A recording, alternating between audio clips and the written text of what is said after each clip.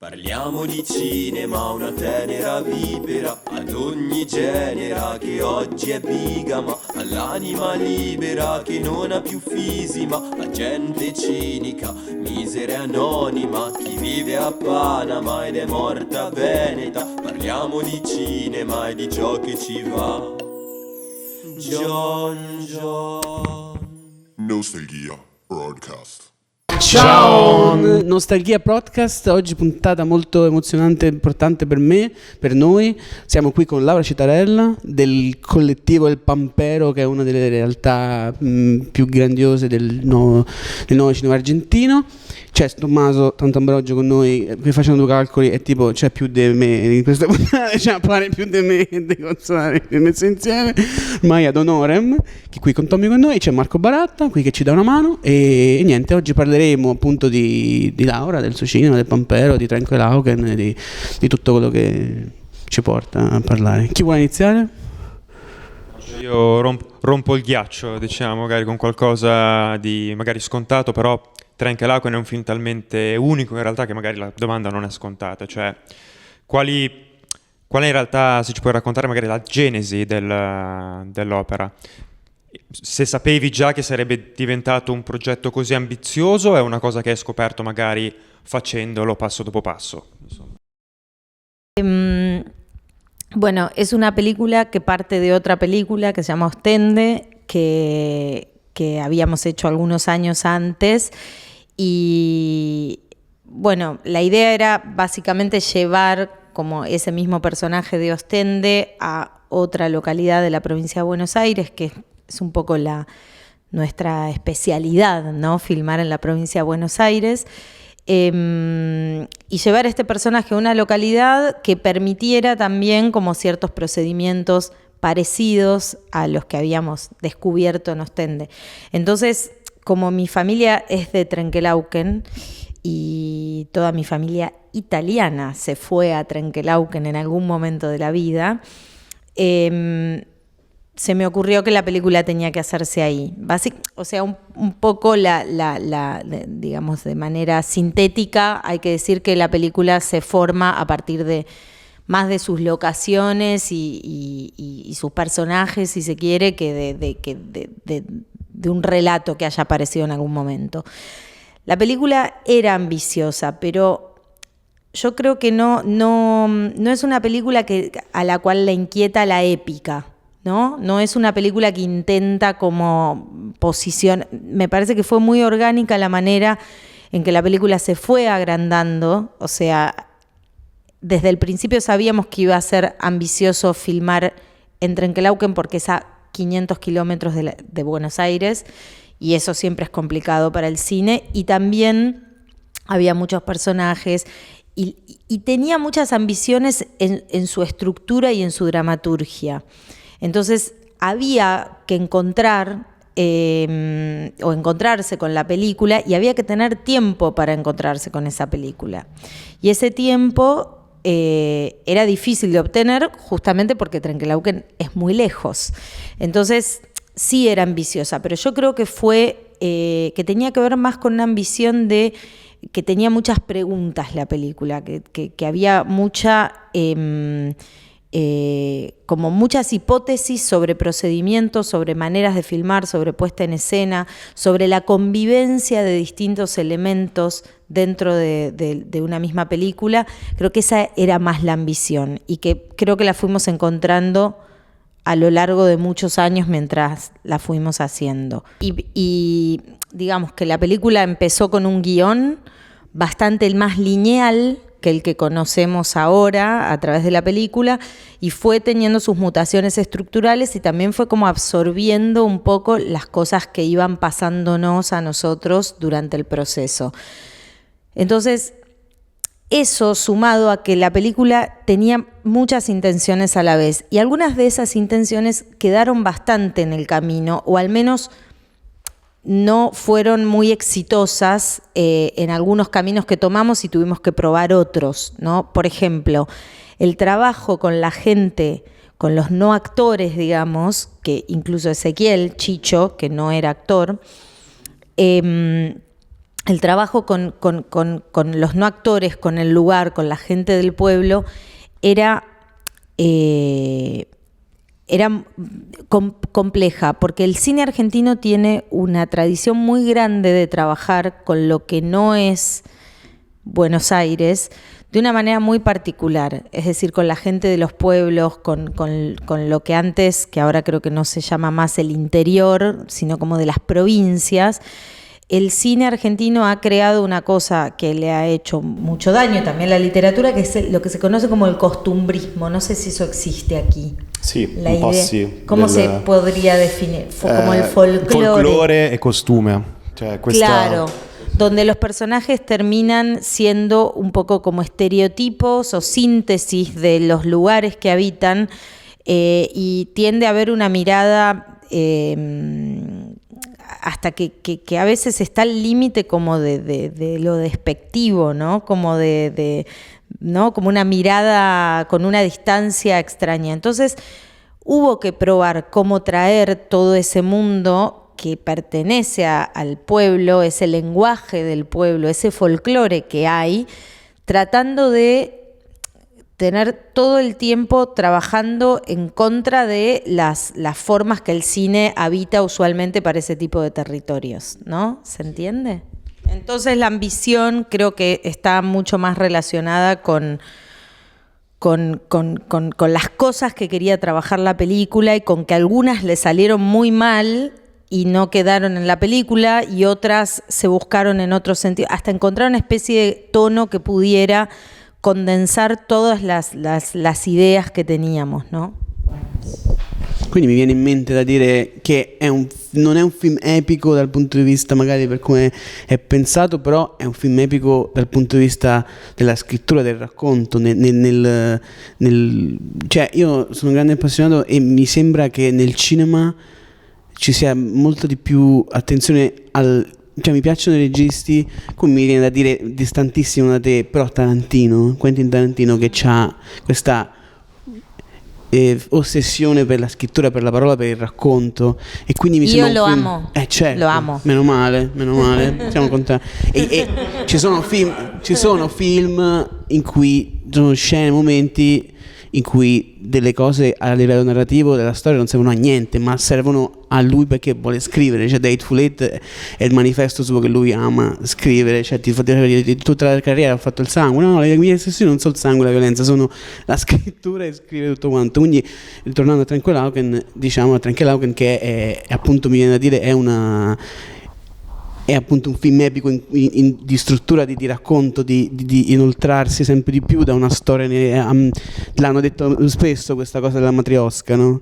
Sì. È vero, è molto matriosca, sì. Io ti volevo chiedere un po', visto che in Italia adesso sta arrivando piano piano, il tuo film è stato distribuito per fortuna, perché poi ha avuto un grande lancio, soprattutto anche nel Cahiers du Cinéma, che ricordiamo è stato nominato, premiato come miglior film del 2023. Sì. Anche se il film era del 2022, perché noi l'abbiamo visto a Venezia nel 2022, ed era il film più bello secondo me. La Francia dopo, esatto. Ed era il mio film preferito ovviamente nel 2022, manco a dirlo, un capolavoro, vabbè. E vabbè, stiamo scherzando, stiamo parlando della storia dell'arte. E comunque volevo chiederti, visto che in Italia insomma, ok, il tuo film è arrivato, gli altri no, due parole, non so, una dichiarazione di intento, un manifesto ce l'avete al Pampero? Parlerei un po' del Pampero, c'è un manifesto con delle regole tipo Dogma 95, ce l'avete un... Non c'è. No. C'è un manifesto hay una revista alemana, ¿cómo se llama? Estas ediciones pequeñitas. Pamphlet, no. Che... No, bueno, ya me voy a acordar. Después escribimos alguna vez un manifiesto, escribimos alguna vez con Mariano un texto sobre la producción de historias extraordinarias, que es bastante divertido, pero creo que es muy difícil pensar en un manifiesto porque hay algo como el manifiesto tiene como una naturaleza muy vertical, ¿no? Como muy de anclaje y de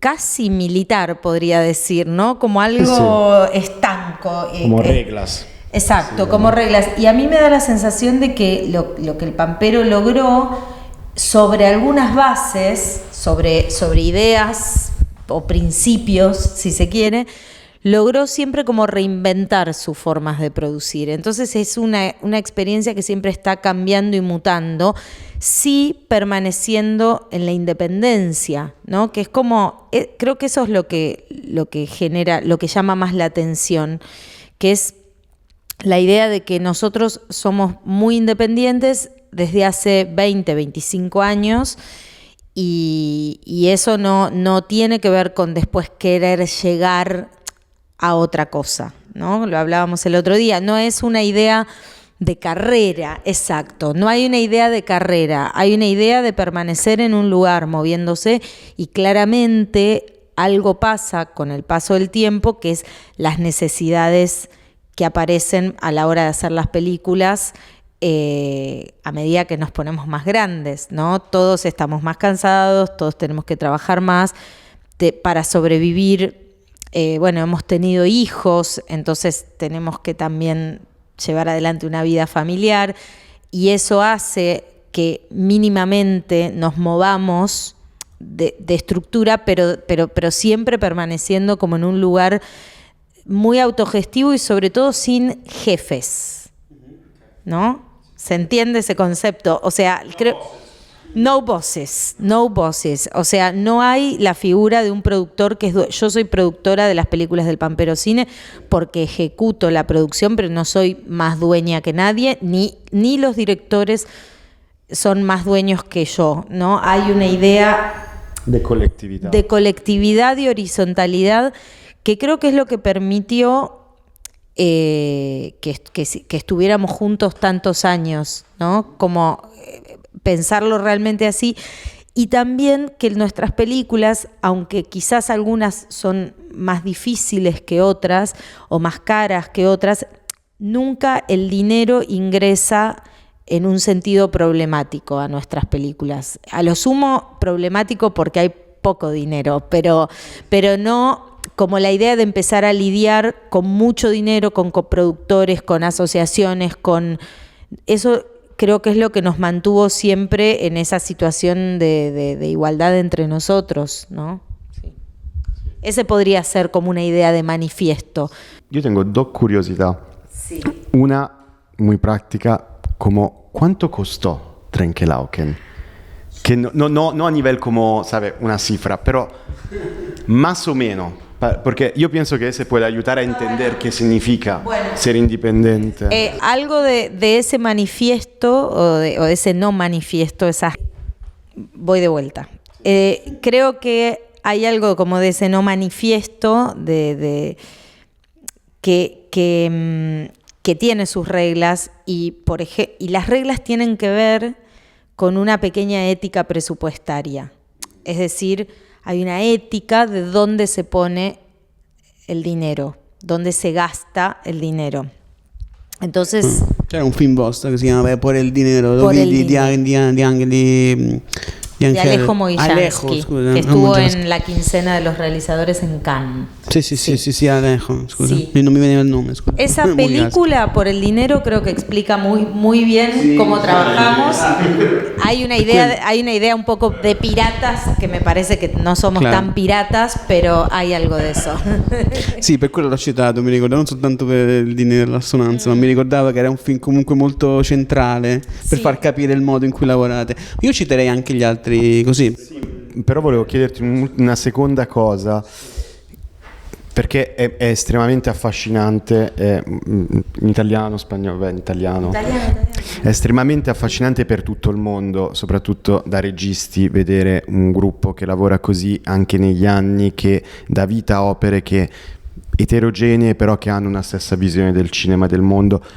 Quanto è difficile incontrare, non so, è anche fortuna, delle persone che abbiano la tua stessa visione, condividerlo, ma anche crescere assieme, nel senso portare avanti un discorso negli anni assieme da questo punto di vista, cioè di visione del cinema, perché può essere che uno crescendo dice no, io voglio fare più un percorso di carriera perché con i figli, la famiglia cambia mentalità, invece nel vostro caso e nel tuo caso comunque c'è una coerenza che è andata avanti per tanti anni ormai.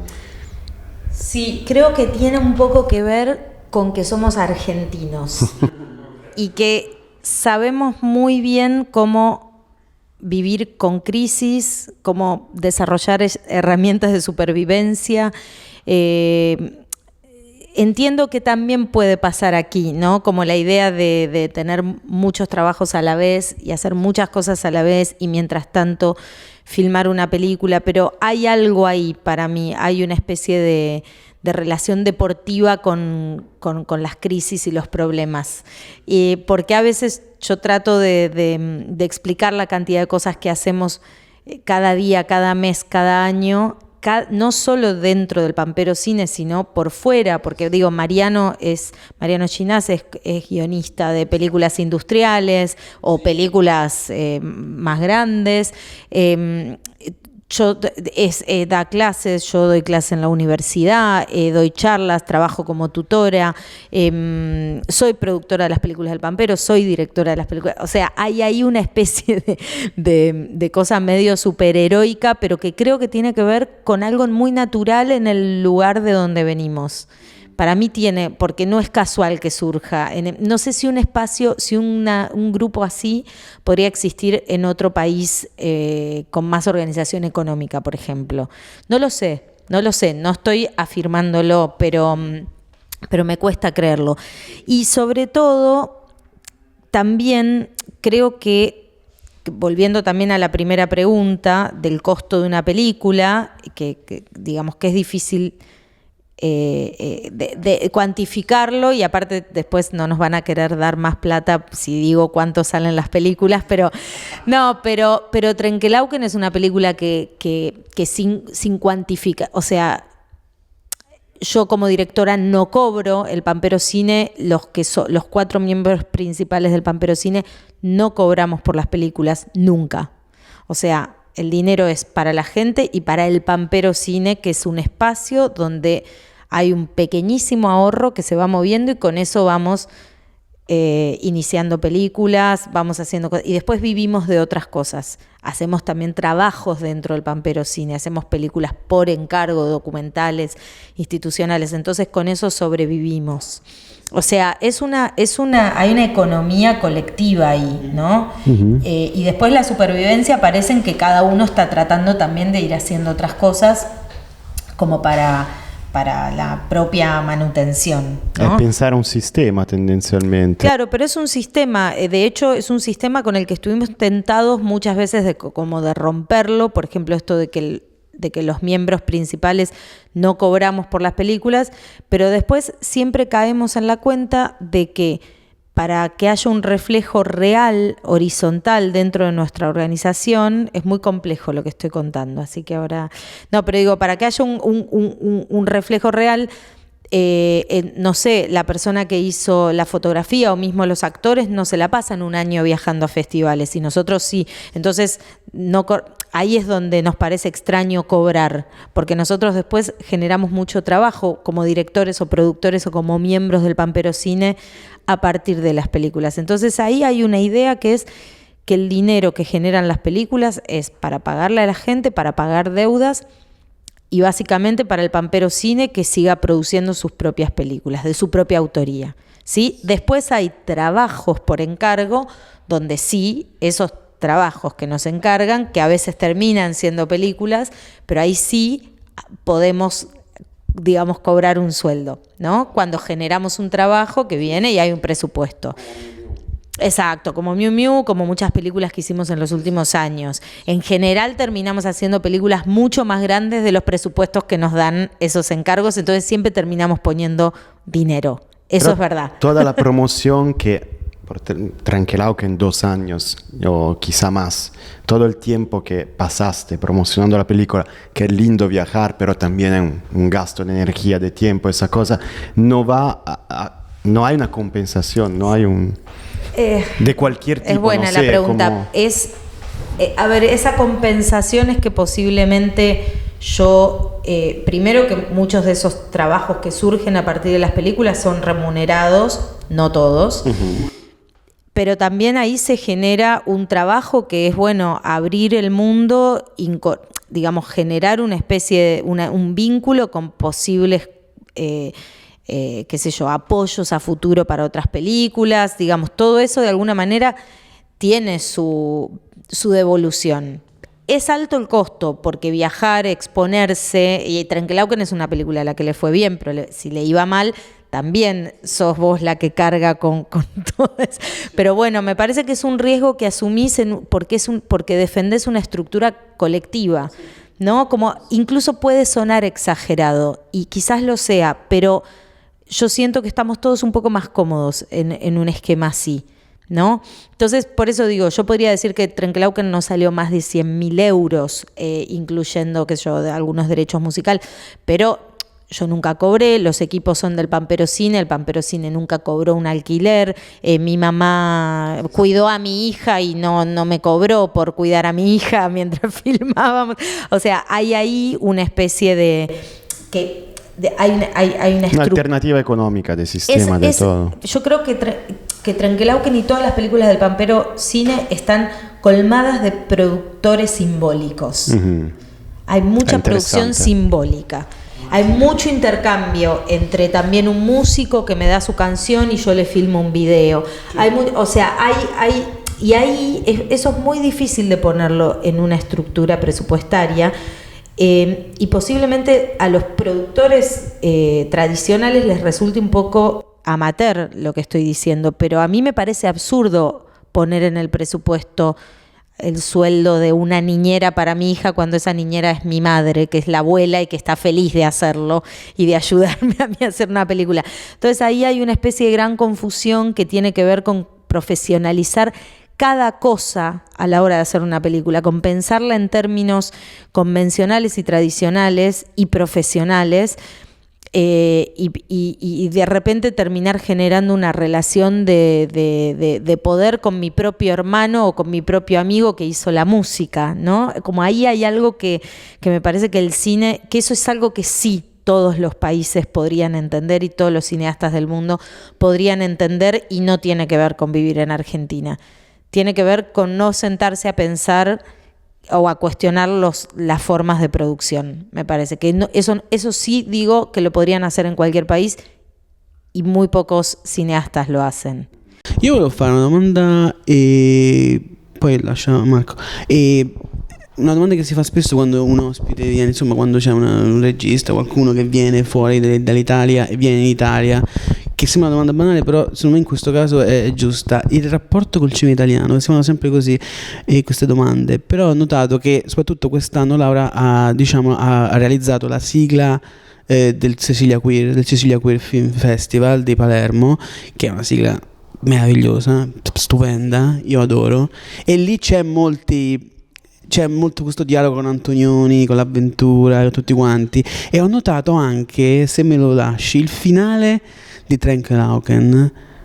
Io ci ho visto molto del finale, soprattutto molto di Antonioni e di Professione Reporter, in cui ci sono persone, come lo diceva Mark Cousins in Story of Film, cioè che quando i personaggi, a un certo punto un personaggio si dissolve nell'area del mondo, scompare proprio. L'Eclisse. Sì, anche l'Eclisse, sì, esatto, tutte e due le Eclisse, perché poi a un certo punto, sì, è vero, è il finale dell'Eclisse, però anche come movimenti, c'è questo movimento appunto di macchina che è simile. Cosa è che di questo, anche parlando con Agostino Mendilarzo, che è il mio caro amico, anche lui è molto fissato appunto con Antonioni, col cinema italiano. Cos'è che a voi argentini vi colpisce, vi piace particolarmente di questo di Antonioni, ma insomma in generale il cinema italiano di un tempo? Non so, cos'è che vi piace? Di adesso, ecco, anche se pone difficile. E anche sì, esatto, aggiungiamo anche questo, cioè Son muy grandes las preguntas. Sí, a ver. Dove iniziare? Primero voy a hablar de otra cosa. Sí. Voy a hablar de lo que yo quiero. De quello che te pare. No, a mí me interesa el tema de los finales. Es una cosa que estoy pensando mucho en el último tiempo, porque y creo que ahí radica algo de lo que estás diciendo de Antonioni. y que me parece que coincide con un momento donde la historia del cine, supongo que tiene que ver con el ingreso al cine moderno y como con la idea de empezar a pensar que se vuelve un poco ingenuo o infantil terminar un film según su lógica argumental, ¿no? Como casi como pienso, y no solamente en Trenkelauken, en todas las películas que hice, quizás un poco menos en Ostende, y pienso también en las películas que hizo Mariano, pienso en La Flor sobre todo, donde, pero también las películas de Alejo, que digamos que muchas veces terminan como llegando como un clima donde un discurso, donde un texto cierra el sentido de la película, si es que lo cierra. Entonces, como esta idea de que los finales se volvieron un poco como procedimentales, ¿no? Como que las películas casi que, si uno no las termina desde su procedimiento, desde desarmarlas, desde abrirlas a otro género, desde la decisión que sea que toman, me parece que se vuelve un poco ingenuo pensar las películas desde el lugar como del cierre argumental, ¿no? Y me parece que Trenkelauken llega de manera muy orgánica a hacer eso, quizás otras de las películas que yo dirigí no, pero me parece, porque es una película que muta, que genera como muchas mutaciones, y en el camino llega a un punto que es el momento más, si se quiere, cercano a la ciencia ficción, por poner algún nombre. La película se desarma, ¿no? Casi como si no le quedara otra escapatoria, no le queda como otra opción más que tender a desarmarse. Y me parece que hay algo ahí, ¿no? Como de una forma del cine moderno que queda anclada en un periodo donde obviamente está Antonioni, pero también está Rossellini, pero creo que sobre todo Antonioni, que me parece que fueron los conductores de esa forma del final, de empezar a pensar que el final de una película básicamente es como si su dilución casi, ¿no? Algo que se diluye, pero como digamos la película se termina, pero queda en algún lugar, ¿no? Como si las películas siguieran trabajando, siguieran operando.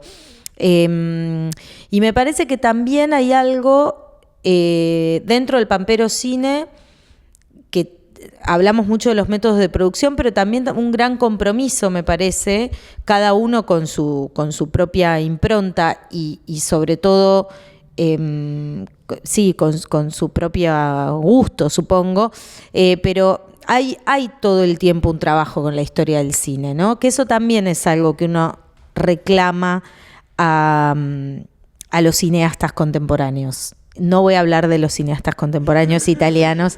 No, pero digo, no tengo la potestad, creo, de hacerlo. No, me gustan, hay muchos que me gustan, pero me da la sensación de que ese diálogo con la historia del cine hace que todo el tiempo estén apareciendo como las referencias. Y también uno ve esas películas de esos directores que le gustan, como Antonioni, que es un cineasta del espacio, y bueno, no es casual que tengamos que acudir a él para hacer una película sobre justamente Trenkelauken, que es una localidad, que es una película que parte de un lugar, ¿no? Hay como una especie de relación con eso. Es muy difícil. Es al revés, me parece. Es muy difícil no entrar en conversación con eso. Es casi lo que la película tiene que hacer y lo que yo como cineasta tengo que hacer. Después, obviamente, cómo resolvió esto Antonioni, cómo resolvió esto, no sé, Agnès Varda.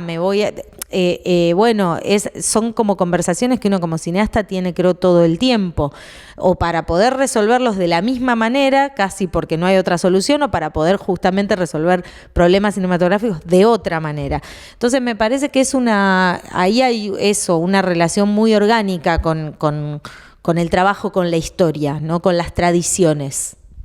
Hay una película que la segunda película que dirigí, que es La Mujer de los Perros, que la hicimos con Verónica Ginás, que es la hermana de Mariano, y es una película que que fue duro hacerla, fue una codirección difícil que terminó siendo, digamos, muy... incómoda.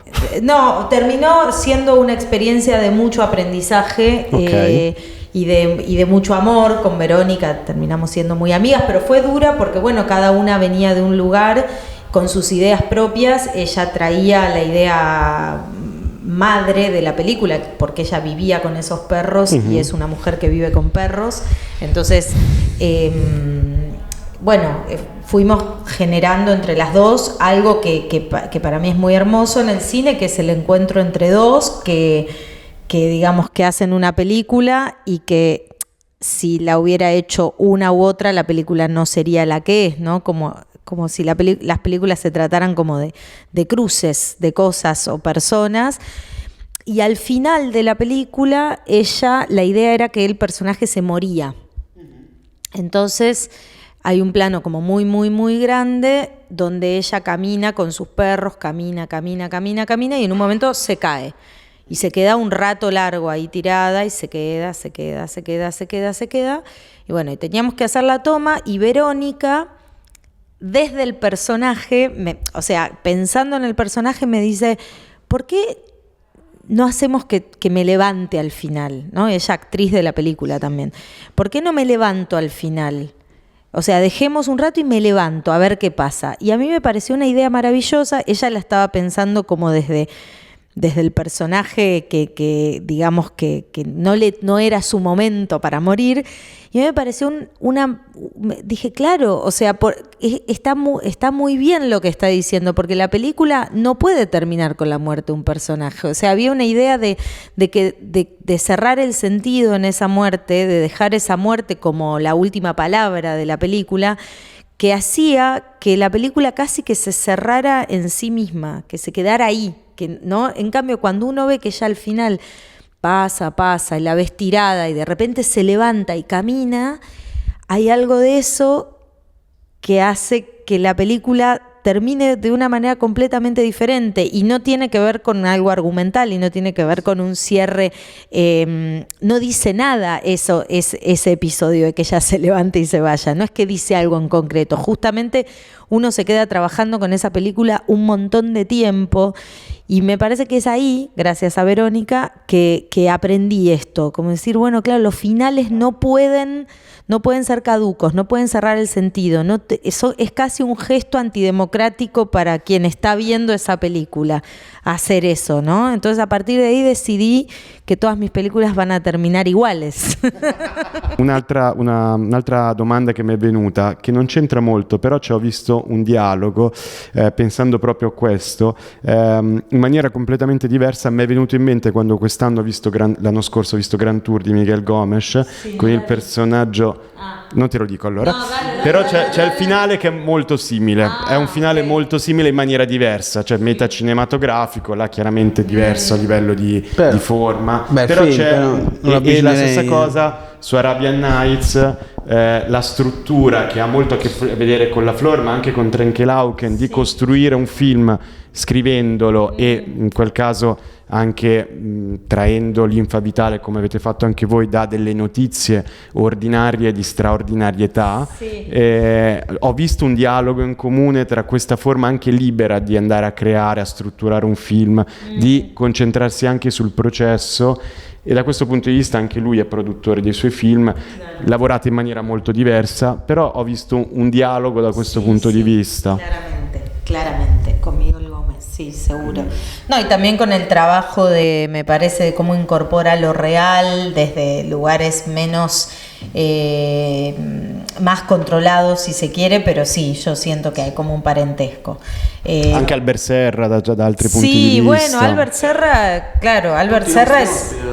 Sì. Entrambi sono stati nostri ospiti. Miguel Gómez e Albert Serra fueron nel nostro podcast. Bien, tutti entonces acá estoy caliente. Tutto torna. È tutto l'universo ormai che... Esatto. Sí.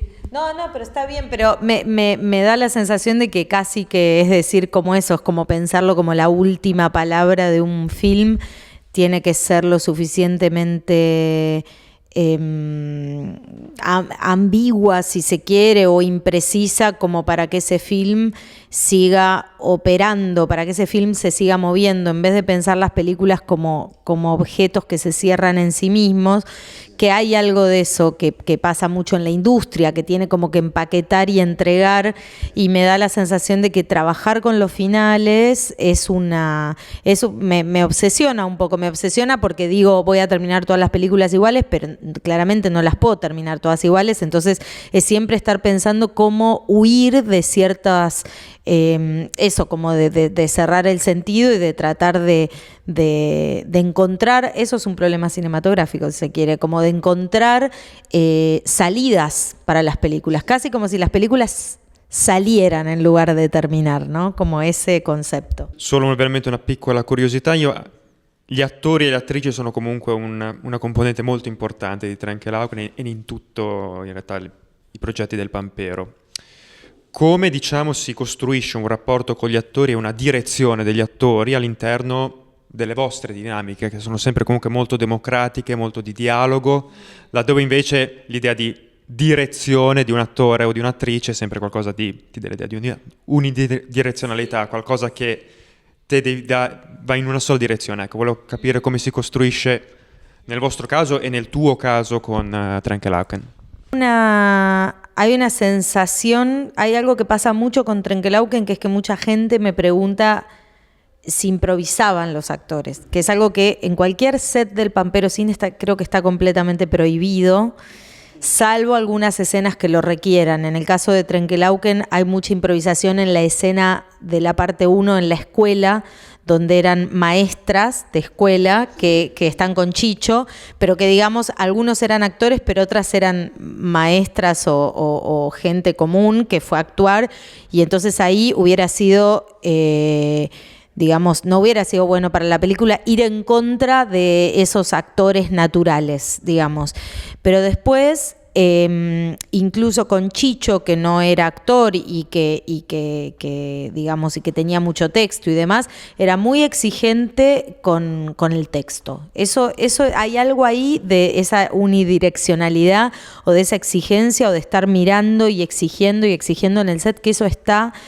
y hay un punto en el que los actores no se están viendo a sí mismos y muchas veces sienten que no están actuando nada y lo que están actuando es genial, y para eso somos un grupo de personas detrás de cámara mirando para determinar eso, la persona que dirige sobre todo, ¿no? Pero sí hay que decir que los actores traen una propia dramaturgia, traen una naturaleza. O sea, el personaje de Ezequiel, Chicho, que al principio mucha gente decía que era una locura trabajar con él porque era un personaje con mucha carga, con mucho texto y no es actor. Pero dos cosas. Una, es una persona del cine, Chicho, Ezequiel. O sea, es alguien que trabaja en cine, es cinéfilo, hace locaciones, es asistente de dirección, es productor, ha dirigido, o sea, es alguien que entiende perfectamente la relación con la cámara y cómo pararse, y que mucho más quizá que un actor. Eso es muy impresionante. Y otra es que el trabajo con él, por ejemplo, que siento que es un actor que le imprime a la película un tono que contagia mucho también al resto de los actores, que es un estar ahí, ¿no? Como una energía, una cosa medio como una melancolía, algo que él tiene, es algo que él trae, que lo trae puesto, no sé cómo, ¿no? Que lo trae con él. Entonces, a la hora de escribir, una escribe para esa dramaturgia del actor. O sea, los actores traen su propia dramaturgia o sus propias posibilidades. E incluso muchos de los actores son directores de teatro o dirigirán películas o lo que sea, y tienen mucha conciencia de la dirección, quizás en otro terreno que es el teatro, no el cine, pero digamos, tienen como una capacidad de la escritura, ¿no? Y de hecho la película está escrita con la actriz principal, con Laura Paredes, entonces ahí hay una especie de mezcla, pero que previamente me parece que en la escritura es donde aparece más el trabajo con ellos, en el trabajo democrático y de intercambio y de circulación. Y en el set ahí sí creo que es donde eso tiene que estar en manos de una sola persona, no por una cuestión de tiranía, sino porque hay alguien que tiene que estar mirando eso y encontrando lenguaje. Y Trenkelauken es una película que tardó mucho en encontrar su lenguaje. O sea, se filmó mucho que no era el camino, se probó no sé, o sea, no es que se refilmaron cosas, pero sí se expandieron escenas hacia los lugares donde mejor a la película le iba y donde más lenguaje encontraba. Eso lo da la posibilidad de haber filmado la película durante tanto tiempo, ¿no? Poder estar en el set tanto tiempo, que es algo que falta mucho hoy día en las producciones tradicionales. Falta tiempo de rodaje. Hay tiempo para comer, para viajar, para descansar, para armar las luces, pero el momento en que uno se pone a filmar en el set, en general es el que más está faltando y es el que más se necesita para experimentar y llegar a algo. Entonces creo que eso es otro de los aspectos que me parece que hay que remarcar de este manifiesto, que es, digamos, que el Pampero Cine utiliza su tiempo de una manera que la industria no lo utiliza, por ejemplo. Io non sapevo non fosse un attore Ezechiel, proprio non l'ho neanche preso in considerazione. Mi sorprende che la gente pensi che sia improvvisato, quando in realtà vedo tutte le performance sono organicissime. No, beh, la scrittura non è improvvisata, però sì. La scrittura, però creo che la gente piensa... La messa in scena è molto organica, è questo che guadagna tanto. Creo que eso es lo que confunde a la gente que ve algo como muy orgánico y piensa que está todo improvisado. Como actuado, y está escrito, pero hasta cada movimiento. Però c'è un centro molto forte sempre, in ogni cosa. Sì. Si espande ma non è mai dispersivo. Esatto. Bene, io farei un'ultima domanda, così concludiamo. Una domanda molto classica che ti potrei aspettare. Film preferiti, se ci sono dei tuoi film, 1, 2, 3, quanti te ne pare? No, quanti vuoi, anche uno. Vuoi. Così per farci capire un po'. O sea, las preguntas de cine italiano contemporáneo. Soy geminiana y cambio mucho de opinión. Sí, cierto. Podría decir hoy mi película preferida es A Walk with a Zombie. Jacques Tourneur. Capolavoro. Hoy. ¿Domani? ¿Mañana? Ni idea. No Mañana no sé. 10 años atrás, Sin techo ni ley, de Agnès Varda. Certo. Y no sé. ¿Cuál es de Cleo? No, ¿cómo es? Saint-Antoine Loire. Saint-Antoine Loire, perdón. Senza detto de Vagabond. Pero hoy puedo decir esa. Capolavoro, mamma mia, Saint-Antoine Loire, capolavoro. Bene, benissimo. Ringraziamo. Cosa? Niente, no, dicevo benissimo. Ok, pensavo di qualcosa.